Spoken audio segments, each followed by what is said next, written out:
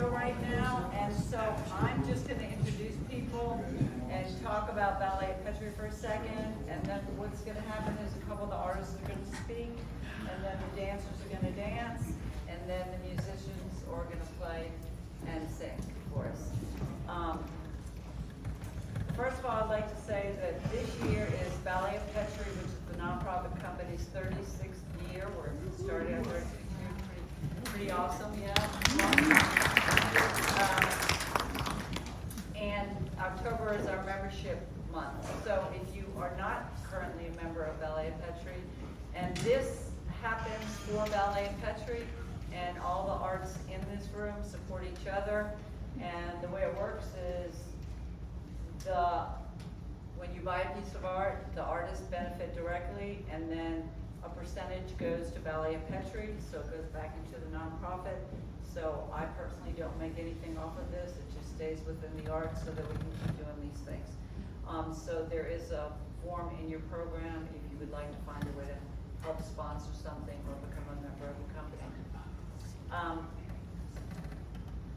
The girls are going to dance, and maybe I should wait and I'll tell you what they're doing right before they do it.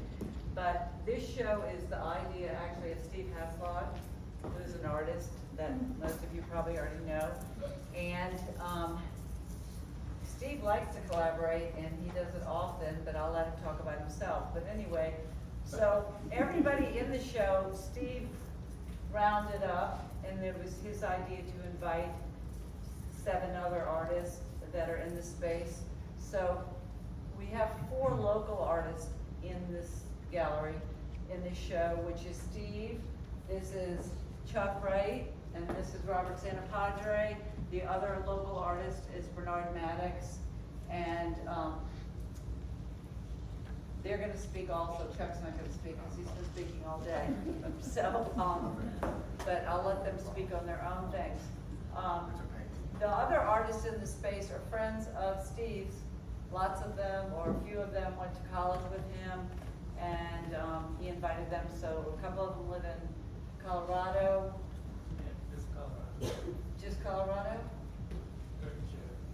Kurt Cherry, and then Barry lives in Arkansas. Yeah, Arkansas. So that's 3, 4, 5, 6, 7. Who are we missing? Nicholas. Oh, Steve's son. Thank you very much. Steve's son, which I love so much. So that's Nick's piece is the last one over there. So he's a clay artist as well, like his dad. And I'll let Steve tell you about all that. So thank you all for coming and supporting the arts. Yeah, thanks for coming. Yeah, this was kind of a lark, and I didn't really have y'all watched a little video from Walter Anderson on YouTube? It's about 60 minutes long. It's really worth watching if you haven't, because he's a New Orleans boy, and his mother was really an art supporter. His dad was and he was born in the teens, 19 teens somewhere, but lived in the Garden District. I think his family was pretty well off. His father was a grain importer, and I think he always wanted to be an artist, but his dad wasn't too keen on it, and his mother was, so he had to make a deal with his dad, and I forget off the top of my head what the deal was, but anyway, he pulled it off and went to art school.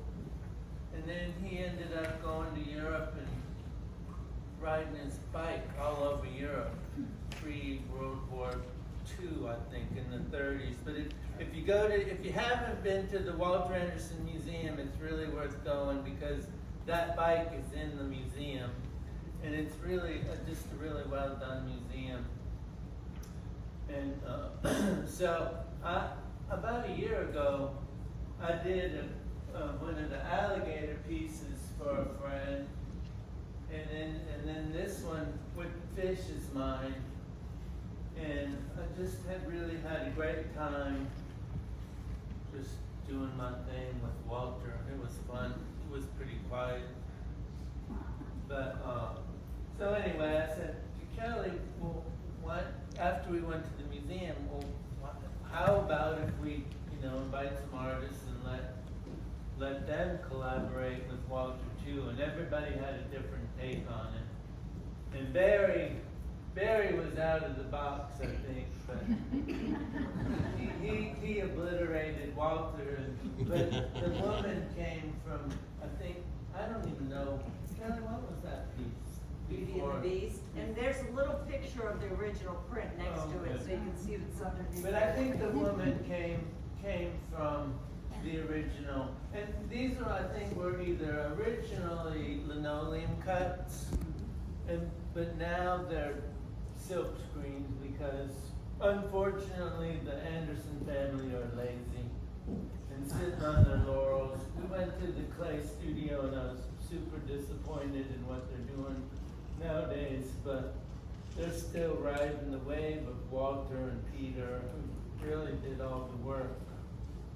So anyway, so I invited all these guys and everybody showed up and did great stuff. And so Chuck is the one in between the vertical and my clay piece, sunflowers, and Santa Padre did the birds. Chuck did Billy Goat's Grub. Yeah, Chuck did He that did one too, too. yeah. So those are great. I mean, I really enjoyed looking at them. My friend Sherry Ice Cream out of Montrose, Colorado, she's a weaver and a painter, so the weaving came into the whole paper thing. And Kurt, Sherry's husband, is also from Colorado, so they're old friends. And then Bernard, he took a totally different take and made a mosaic. And his piece includes his clay work, so this is Yeah, all one piece it's together. kind of a And it's amazing installation if you piece. take one piece away, how it makes such a difference in the overall piece. And then Right, Robert? my son did the little piece to the right of the sunflowers. And he's a tile maker that lives in Asheville.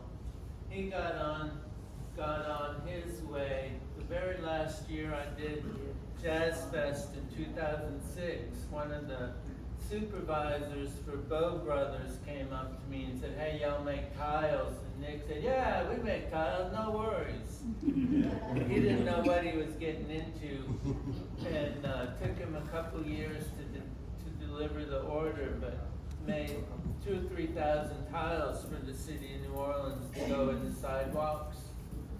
And now he's doing tiles for all the Raising Cane stores, the new stores that get built. So his take on this was I think he made a print and a stencil that he transferred to the clay and then fired it and did all that process. So, but anyway, I'm really pleased with how everybody stepped up and everybody's different, and hope y'all enjoyed it, because I sure did. And I think these guys did too, pretty much. I think maybe Robert had a little pain. I felt guilty. I felt guilty about painting on top of somebody else's work.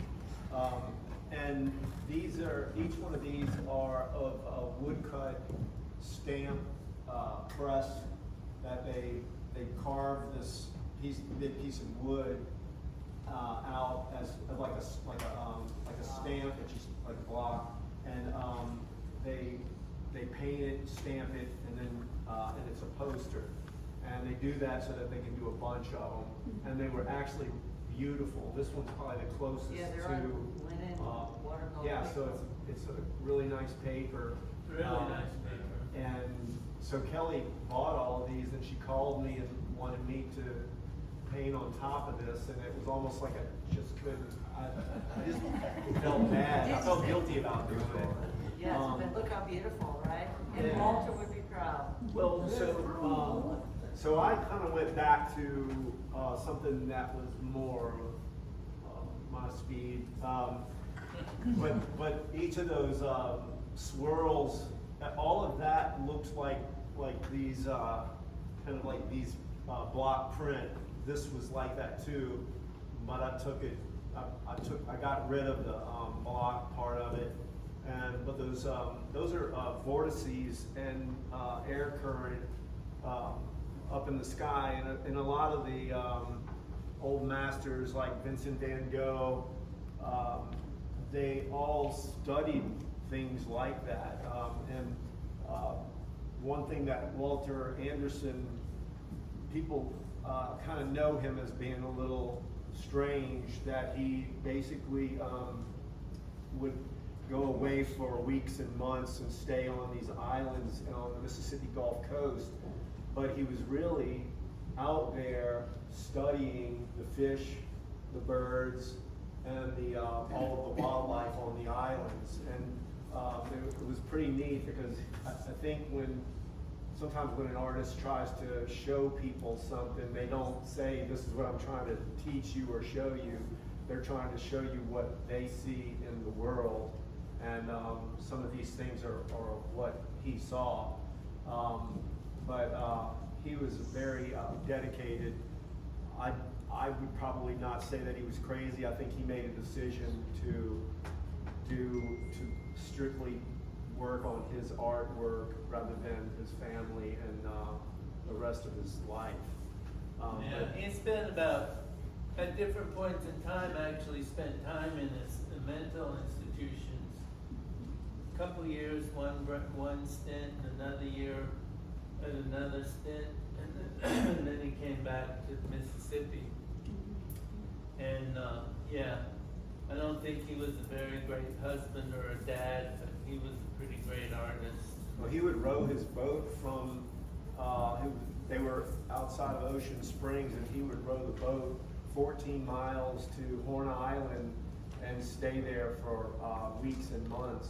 And once he tied himself to a tree during a hurricane. Somebody gave him even a motor for his boat, and he threw it in the Gulf. He really was his own. That boat is also in the museum. Yeah. Yeah. So it's worthwhile to go to the museum if you can get there. You want to say something about your pieces? No? Chuck's the most easygoing of all of them. Chuck's got the big Chuck- painting in the hallway at the end there, the big smiling fish. Well, and I wanted to comment on the fact that all the pieces coming down the hallway, there's one piece of each one of these artists, so you can see what they typically do, what their typical work looks like, and then compare it to what they've done here. And some of them are very different. Bernard had a really hard time doing his piece. He doesn't typically collaborate, and he believes like you do, because Bernard lives out in the woods and has dedicated his life to his art and just likes to be in nature. And I mean, he likes people too, but he likes to spend most of his time alone out by himself. So he agrees with you as well that he just made a conscious decision to dedicate his life to that. So Bernard came up with this. And it was really cool to watch how everybody just came up with their own thing. For Steve, I think it's easy because he always is out the box. But, and Chuck's is, and I loved it because Chuck ended up with two of them. His is the Pelicans and then Billy Goat's Gruff. And so when I got this back from Chuck, I said to him, I'm really surprised at what you did, because it's not, he painted it, it's beautifully painted. It's but not he off didn't the alter wall. it. He didn't alter it like I love that he put those fish in those pelicans. I mean, so fabulous, and the fish up in the waves up there. And this is so beautiful, and it's so different for you though. So it was really a cool thing for me as an outsider, just watching everybody come up and see. Walter was a really great storyteller, and he had the ability to put his stories into images, like Billy Goat's Gruff. I don't know where the Billy Goats came from in the car tires, but I think it's supposed They're supposed to be what? to be a bridge. Oh, the bridge. That's what I think That's it's the supposed to bridge. be. Oh. And a troll is under the bridge. I got a little eyeball if I Okay. show you. Oh, so you did. I made Chuck read the story before he did the painting. Because he never knew the story. That's of it. Yvette, that's Chuck's wife over there, guys. He never knew the It's story. not some random Read woman Billy over Goat's there. Gruff. Yeah, she's just talking to her. Does anybody have any questions or comments for the artist? She's trying to give you nuts. No? We're good. good? Okay, then the next thing that's gonna happen is my dancers are gonna dance. It was choreographed this summer by an alumni of mine, who now dances in New York for the Metropolitan Opera and teaches at Joffrey Ballet in New York. And he's come in for the last couple of summers to teach the dancers and choreograph pieces. So that's what the first piece is.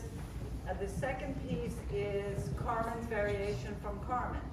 And another alumni of Ballet Petrie, Katrina Carreau, who still dances. She's in her 40s, Tobin's in his late 30s, and she dances in Las Vegas.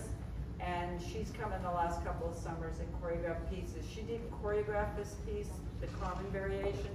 She just staged it. But that's what Sophia will be doing.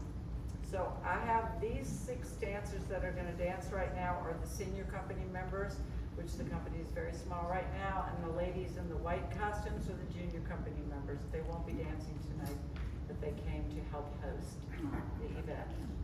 So that's what we have. Okay, Cameron.